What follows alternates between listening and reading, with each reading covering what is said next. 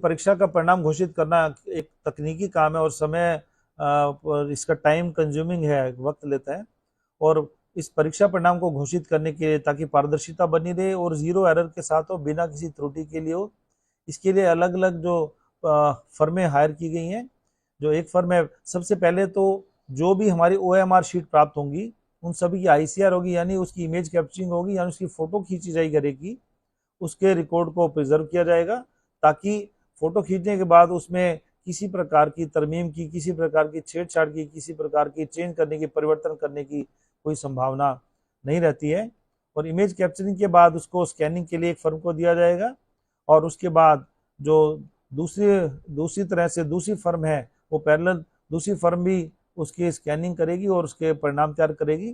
पहली फर्म के परिणाम को चेक किया जाएगा, दूसरी फर्म के परिणाम को चेक किया जाएगा, उन दोनों के परिणाम का मिलान किया जाएगा। यदि उनमें कोई अंतर पाया जाता है तो मैनुअली हमारे जो विभाग द्वारा, हमारे जो सेक्शन है उसके द्वारा इसको चेक किया जाएगा, मैनुअली चेक किया जाएगा।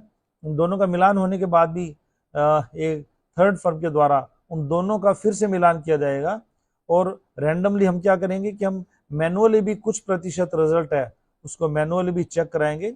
जब पहली अवस्था में पहली फर्म है, दूसरी फर्म है, तीसरी फर्म है, पहली अवस्था में, दूसरी अवस्था में, तीसरी अवस्था में, चौथी अवस्था में, पांचवी अवस्था में, जब पांचों अवस्थाओं में परिणाम में कोई परिवर्तन नहीं है और जीरो एरर है, त्रुटि रहित है, उसके बाद जल्दी परिणाम घोषित करेंगे।